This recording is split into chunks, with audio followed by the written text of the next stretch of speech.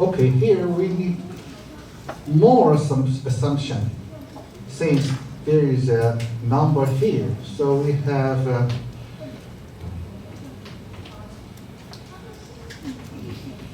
make this assumption in this case. Okay, additional condition.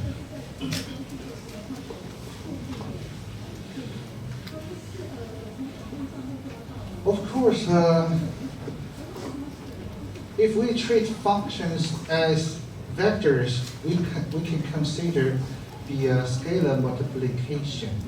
I mean the scalar times vector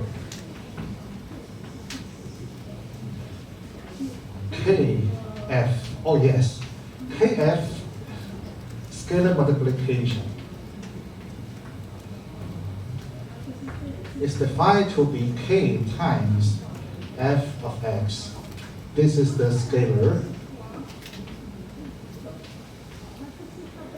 multiplication. Scalar multiplication times the vector, something like that.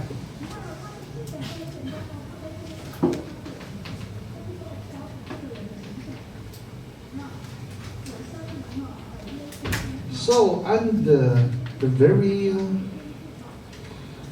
mild or very gentle conditions, the new thing, taking limit, commute with the familiar operations. Okay, commute. 就是说，我们用现在呢讨论过的这种新的极限的概念呢，可以跟原先那些运算交换，这两种作用可以交换。These two operations, one is taking limit, another one is main operations, addition, subtraction, multiplication, division, and as well as scalar multiplication. Taking limit and operation, they are commutative. So, taking limit preserves addition, limit preserves subtraction, limit preserves multiplication, limit preserves division, and limit preserves scalar multiplication. Of course, you may replace this one by one-sided limit. For example, minus, a minus, a minus, a minus. We consider one-sided limit approaches a from the left.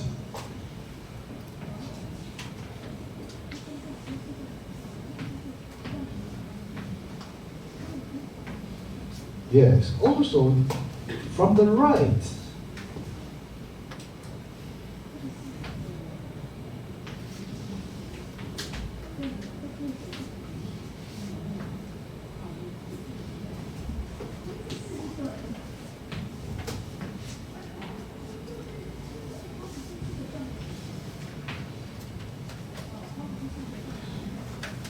Of course, you can replace a plus by infinity.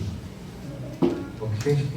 So, all of these laws valid, still are true for limits at infinity. Okay?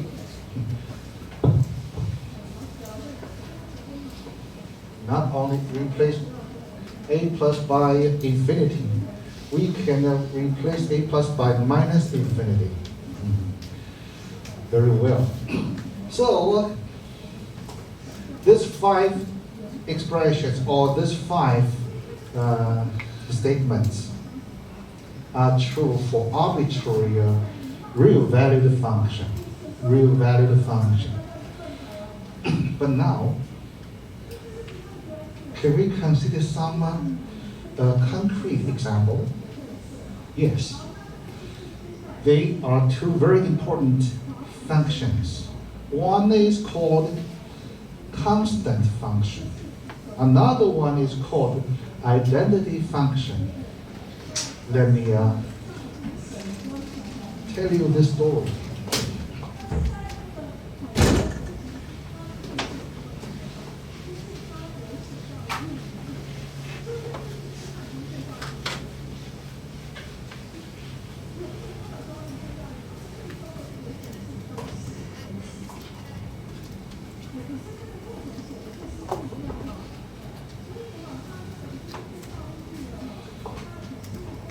A function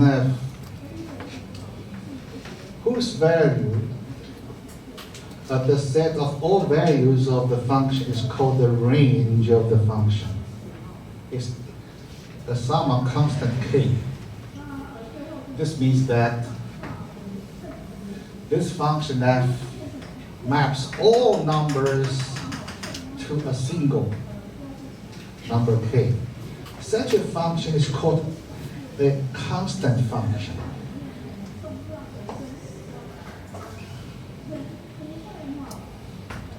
Whose graph looks like this.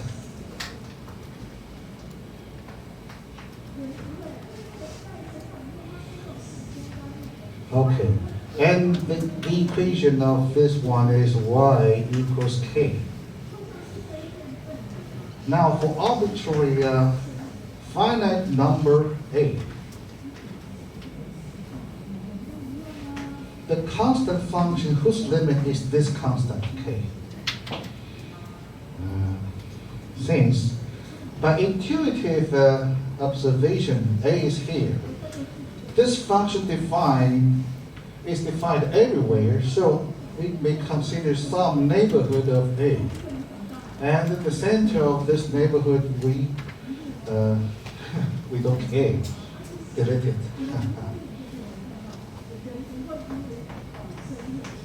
Oh, they are all in this position, all the same. Of course, arbitrarily close to k. In fact, the error is 0. That's the reason why the limit of this one is k. Okay, this function is called constant function. So maybe you can, this is the constant function law. The number of this one is 8, number 8. 1, 2, 3, 4, 5, this is 8. Okay, this is constant function.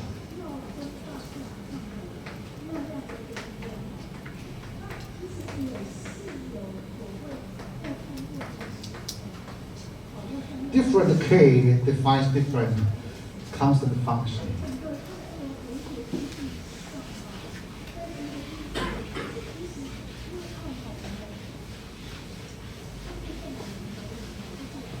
Another one is called the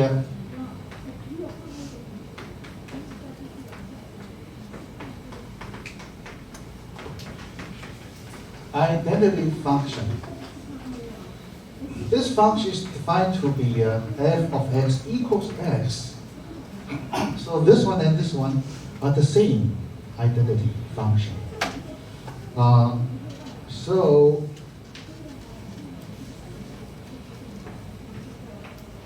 if this is 0, 0, we have an x. This is fx.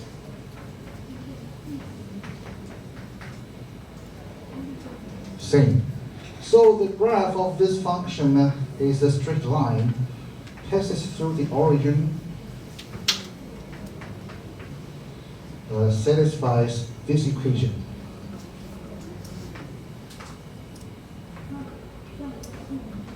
Suppose a is any number. This position is a. But when we are talking about the limit, we don't care. we in purpose ignore the number A. We consider some neighborhood of A with A removed.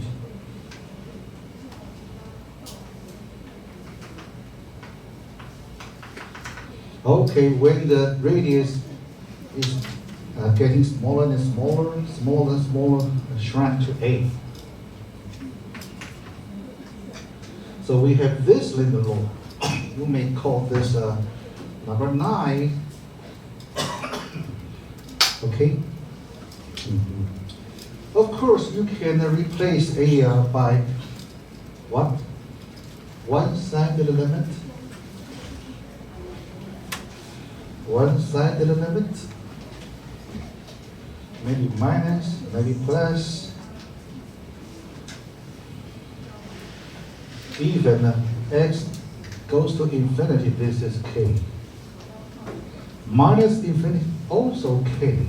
But here, when x approaches infinity, goes to infinity, this becomes, yes, infinity, infinity. Minus infinity, minus infinity. Okay. So we gradually you will see, if you attend this class, all of this becomes a part of a story. Why are we talking about this? We talk about this because if we combine these two kinds of functions, constant function, identity function, by using finitely many steps of only addition and multiplication. Only use addition and multiplication without division, okay? I think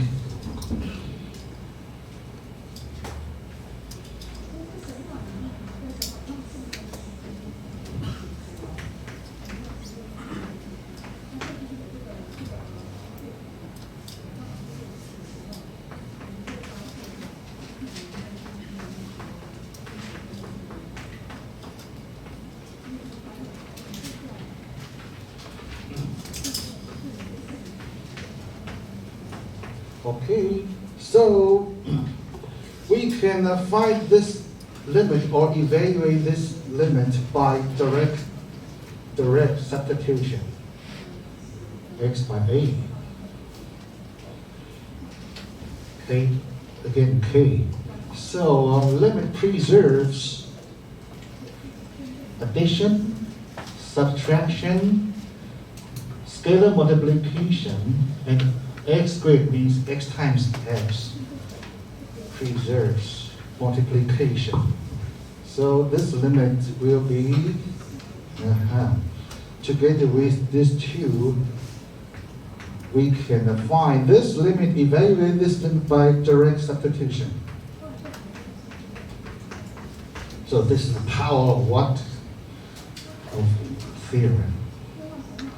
Theorem or laws as tools, as useful tools. So this is 50, 35, 39, right? Right. So maybe I don't want to introduce polynomial in this. Not 35? 39. 39, oh, mistake, pronunciation. 39, not 35. 39. Yes, 35 plus 4 is 39. I believe when you learn the polynomial, the teacher or textbook write down if an expression of the form a n x to the nth power plus a sub n minus 1 h raised to the n minus 1 power plus dots plus a1 times x plus a0 is called a polynomial. And if an is non-zero, then n is called the degree of this polynomial. But in fact, this expression just obtained by using identity function and a constant function obtained by this function under finitely many steps of addition and multiplication, right? For example, 2x use multiplication, x times x obtain x squared. Constant function, okay. Constant function times this one, or minus 3 times, and constant function. So we use multiplication, multiplication, multiplication, constant, and we use addition, addition. Okay, so in this example, only